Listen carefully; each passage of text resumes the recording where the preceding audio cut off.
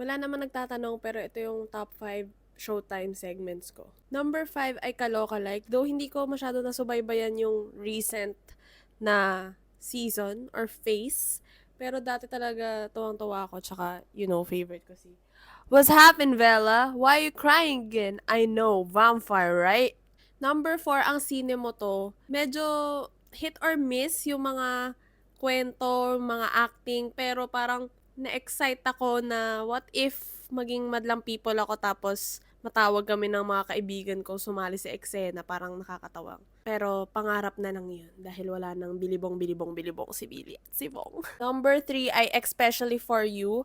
I know may iba dyan magdi-disagree pero na-enjoy talaga namin ang jowa ko yung segment na to dahil sabay kami nanonood or magka-catch up talaga kami. Kahit sa office, pag lunch break, pinapanood ko to.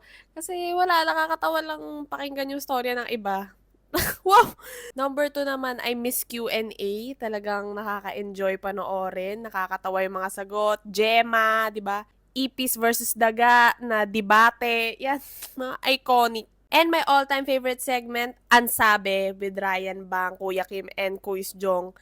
Kasi wala, nakakatawa yung challenge. Nahuhulaan mo yung minamouth ni Ryan Bang. Parang shouting in silence sa Korean variety shows. Pero Korea and Filipino.